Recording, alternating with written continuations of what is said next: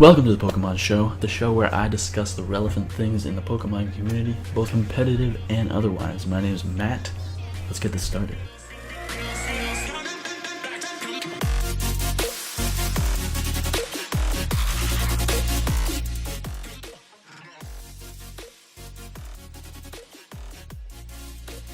Woo! Data has been mined. Is it weird that I imagine people digging in a mine shaft and like uncovering the final evolutions of the starters in the rock?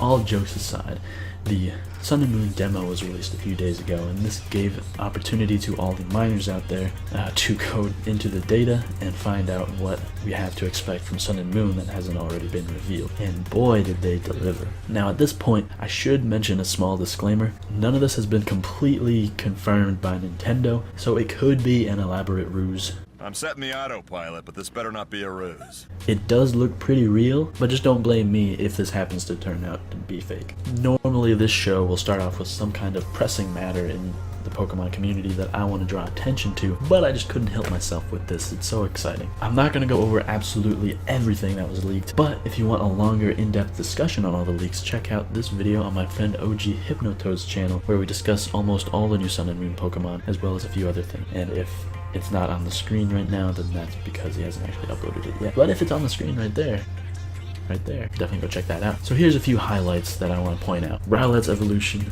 clean as fuck. Wimpod, no longer a Wimpod. Toucan Sam, Water Spider, Saland Lit, Crab Rangoon. Why doesn't the Koala evolve? And hey there, handsome. This is a full Dark Trio video coming soon. Also, a few key things I want to mention in regards to competitive play. Paralyzation has been changed from cutting your speed into a quarter of what it was to a half of what it was. So things that are fast will still outspeed slow things sometimes, basically. Also, Thunder Wave is now 90% accurate instead of 100% accurate. And Confusion has also been nerfed from being able to hit yourself half the time, or 50% of the time, to 33%, or 1/3 of the time. These changes are very interesting because it seems like Gamefreak is very aware of a lot of the problems that people like to talk about with competitive Pokemon, and that they get hacked all the time. It will probably make a lot of people happy to deal with this stuff. But of course, if you're trying to win with Paralyzation or Confusion, it's not going to make you that happy. So that is the brief coverage I'm going to give over the Sun and Moon leaks. If you want to see more, definitely go check out my friend OG Hypnotoad right over here. Please leave a comment down below telling me what your highlight reel would be. Now on to our next topic. I want to discuss the difference between Pokemon games and competitive Pokemon. This is something that comes up a lot. Are the games a better competitive format or Showdown? Let me get this out there right away. Pokemon Showdown is a superior platform for a competitive player. Not a matter of opinion, it's just true. If you want to play on the DS, that's fine, but it's because you like the visuals and the legitimacy of the game being made by Gamefreak, not because it actually helps you as a competitive player in any way. In fact, the games, for seemingly no reason, choose to make it more difficult to play competitively. The list of reasons for this goes on, but to name a few, Showdown takes mere minutes to construct a competitively viable team, and even less time to then find an opponent. And if you, for example, forget to invest in the right EVs on one of your Pokemon, or forget to put the right move on one of your Pokemon, it takes about 30 seconds, and that's being generous, to fix that mistake and then immediately find another battle. I don't even need to go into the simple ways that Showdown will help you mid-game, but I will. Showdown will keep track of the opponent's team. It'll have an image for you there, showing stat boosts on screen, showing what possible speeds the opponent could have, keeping track of the power points used, keeping track of the items that have been shown. These are all things you could do on your own, but why would you want to put that extra pressure on yourself? Why should I have to take my phone out and take a picture of my opponent's team or write it down next to my DS when they could just show me it in front of me during the whole battle? Now, this is important. Don't get me wrong. I love the Pokemon games, and I will buy/play every one of them as they come out, but they just don't give me a good enough competitive experience like Showdown does. I play the games because I like the low stakes and the casualness of it, the kind of, you can do whatever you want and you'll still finish the game, and you can catch whatever Pokemon you want. It doesn't matter what you're typing thing is, what am I saying? In game, I love catching whatever Pokemon I want, and I like training them slowly and building up a relationship with them, giving them nicknames that I care about, and having fun like that. This is a completely different but equally enjoyable experience compared to playing Pokemon competitively. Basically, it boils down to this. Showdown is nothing but helpful to the competitive player, while DS is needlessly unhelpful. The DS forces you to jump through all these random hoops in order to create a team that's competitively viable, when you really shouldn't have to do that. And why put yourself through all that just to play competitively when it could be made much easier? Now, I know in Sun and Moon they're starting to introduce new mechanics that are going to help competitive players out a lot, but as good as that is, they should have done it years ago, and they still have a lot more steps to take before they can really call themselves a good competitive game. And just to be clear one more time, I love the Pokemon games. I can't wait to play Sun and Moon. Showdown just gives me something that the Pokemon games have been unable to, or refused to for some reason. But of course, I would love to hear your thoughts on this subject. Is there something I missed? What platform do you prefer to play on, and why? And now on to the replay of the day. Let me fade into that slowly. Hey. Today's replay comes from my old stomping grounds, the Delta Battle League. Season 3 just finished up with Jose and the Seattle Seadras battling Eric and the Colorado Mamoswine in the finals. Jose is on the far side, while Eric is on our side. Eric, a.k.a. HeavyMetal Pokeman, HeavyMetal Pokeman, however it's pronounced. He's actually repping the Pokemon World Majors Showdown name there, PWM. Hopefully gonna be bringing that back sometime, but that's neither here nor there. That's not. But I'm not gonna go into that right now. I don't think Jose has a channel, but you can definitely check out both of their Twitters. Jose is at Shiny Weavile, and Eric is at HeavyMetal Pokeman, and you can see those on the screen right now. You can also find Eric's channel there, but of course, all necessary links will be down below in the description. So unfortunately, I did hear the end result of this battle, but I haven't actually seen what happened in the battle. So instead of explaining what happened, when, and why, I'm just going to watch this live and commentate what happens. Alright, let me take a moment here. Just looking at this team, these team matchups, I see Mega Medicham, of course, is a big threat as usual. Basically, fighting and psychic type stab runs train through this team. So I think Medicham pretty much gets a kill anytime it comes in. Of course, Thundurus on Eric's team definitely can put in some work, paralyzing those big threats like Mega Medicham, and also Mega Pidgeot can definitely get a lot of work done in this game. Probably will want to get rocks up at some point, and that will ensure a lot of KOs. So I guess we'll see what happens. I'm gonna try to pretend like I don't know the ending, who came out on top, but I don't actually know what exactly happened. So here we go. So Eric leads with they both lead with their megas, as I'm sure the fake out is coming here. That's a lot of damage. If Jose does get rocks up, which I assume that's what he's thinking with this Hippodon, as it switches in on a Hurricane and gets confused. That's some good hacks there. As he pulls a double into the Rotom, the Chestnut switch. Not sure what the Rotom's going to do here. Will-O-Wisp, that's exactly what it's going to do. And Eric's going to put out some spikes. He does have, Jose does have Mandibuzz with the Defog, so those spikes might not be there to stay, as the Rotom goes for the Hex, and then Chestnut goes for Leaf Seed. Let me slow this down a little bit, put it on normal, so I don't have to speed talk through this whole thing. Alright, he goes for the Volt Switch, and Mandibuzz comes in, probably going to go for that Defog as Chestnut gets up more spikes. Yep, there's the Defog, as maybe a Leech Seed might be coming that way. Yep, there's a Leech Seed. Unfortunately, this Chestnut is not going to be very offensively threatening because of that burn. As the Spiky Shield's going to come out, catching the U-turn of the Mandibuzz, not bad. Getting more damage on this Mandibuzz than the average Chestnut. Alright, so Mandibuzz is going to roost up. Definitely a good call, as more spikes are going to come out. More spikes are going to come out. I had a voice crack there. But this is one take. I'm doing this all in one take. Defog is definitely still a thing, as, goes for the Defog. Is this Defiant? I don't think, does this even get Defiant? I don't know, but it doesn't have Defiant. But it is going to come in pretty safely on that Defog. and the Rotom is going to come in as it gets taunted. Definitely a good play. Actually, I mean, just going for damage on that Mandibuzz is really not a bad play. But he gets the fast Volt Switch off as he switches into his Excadrill, preventing the opposite Volt Switch.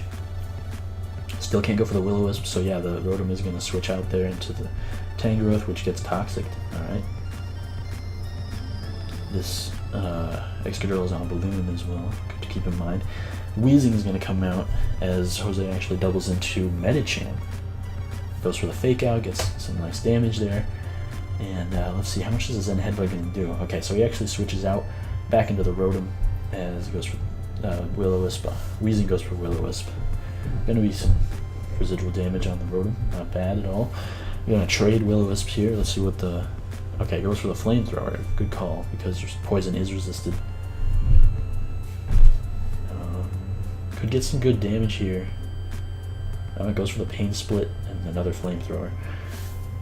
I guess trying to predict the switch there, but definitely a Volt Switch or a Thunderbolt or Shadow Ball even would have done a good amount of damage there. It's actually Hex, yeah, I forgot I had Hex. So down goes a Weezing. That's unfortunate for Eric because that leaves a lot more space open for that Scolipede, especially with the Chestnut weakened. So okay, he's coming in with he's taking this opportunity to set up a speed boost with his Sharpedo, going for the Protect on the Volt Switch, and he's going to switch right into his Tangrowth. Definitely a good call, as it does reveal to be a physical Sharpedo. I do remember Sharpedo was banned from RU mainly because of the special, especially offensive set, so definitely not a bad thing to consider sometimes, because everybody does expect the physical one, and like if he had gone for like an Ice Beam right there, it would have been pretty dangerous for that Tangrowth, as he's going to sack the Rotom, yeah, I guess, I'm not really sure. I guess Tangrowth was pretty safe to stay in there, but he goes into Medicham anyway, protects on the Fake Out. Rob's wife, I just noticed that. Is now switching again into the Tangrowth, goes for the Crunch. I guess it's just trying to, oh, Rocky Helmet, okay, that's the key there. But of course Tangrowth does have Regenerator as well, so that's why he's probably switching around a lot, trying to keep this thing healthy. Goes for the Giga Drain as it does Protect, just to get up that toxic damage as well. Crunch is not really doing enough, although gets the defense drop, and the Tangrowth is pretty weak. He's going to finish off the Sharpedo with a Giga Drain, and I think we'll still survive the toxic damage, yeah. But this is a very weak, yeah, Mega Pidgeot definitely comes in and does some damage right here. Hurricane hits the Mandibuzz, that's a 2-hit KO, not with leftovers, it might be a roll though.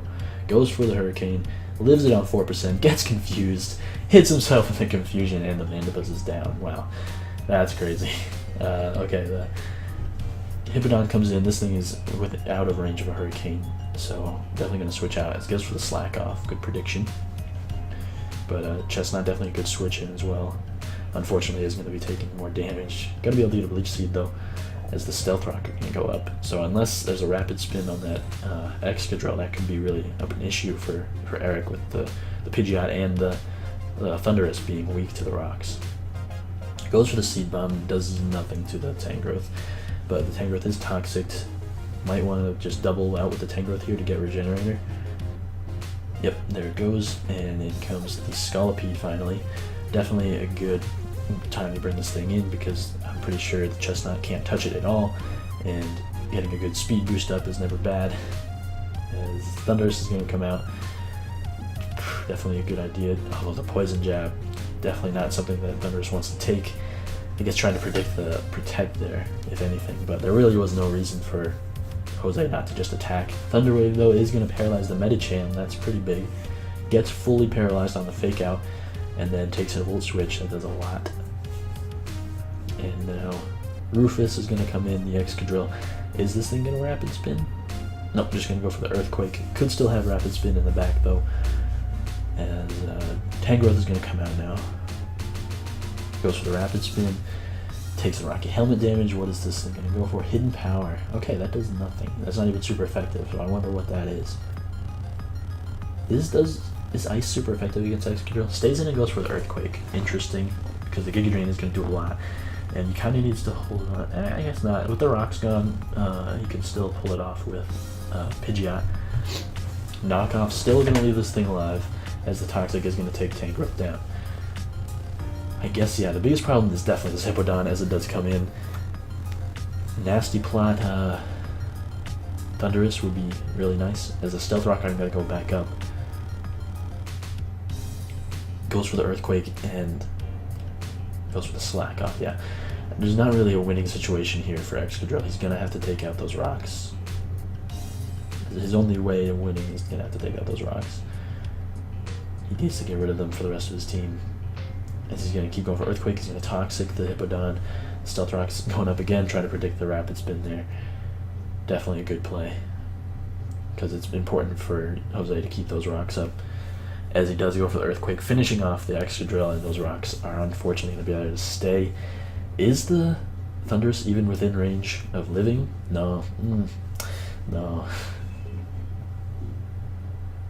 And now Pidgeot's going to come in, finish off this thing, the Hippowdon. Can it outspeed a speed boosted Scolipede? I doubt it. Scolipede is like a lot faster at base speed than I always expect. So that's probably it. Yeah, Poison Jab finishes off the Pidgeot, and of course Chestnut's not going to be able to take that either. So yeah, unfortunately, goes for the Spiky Shield just to get a little more damage before going down to burn. So Jose does end up coming out on top. Seattle Seadras are the champions of the Delta Battle League Season 3. Great match, coming down to a nice 1-0. Definitely ways that both players could have won at different points throughout the game. But very enjoyable match, very intense, 49 turns. Alright, so that's that. Make sure to check out Season 4 of the Delta Battle League. We'll be starting sometime in December, I think late December. If you are interested in participating, find the early registration link on the Twitter page at Delta_League, which will be on the screen right now. But also check the link, check for the links in the description down below. And now we will fade back to my beautiful face. You know what the last segment is always going to be. Hats off. Today, my hat goes off to the Dataminers. Probably pretty obvious from the beginning, but it really is just simply impressive how these people could just somehow go into this game, find all the data for all the Pokemon, and reveal it. I have no idea how it works, and I would never be able to do it myself, so I have to give props to those guys. I don't know if it's exactly legal, but it's cool to get all this stuff and see what Sun and Moon has in store for us. On the other hand, though, it is also cool to not know. I have been meaning to try that at some point, maybe next generation. But it's tough when you're a part of the YouTube community and you gotta try to keep up to date with everything. Good work, unless of course it is still some kind of elaborate ruse. Wait a minute, is this a ruse? Because if it is, pretty elaborate. Thanks for watching. Leave a comment down below, like and subscribe for more. Keep dreaming.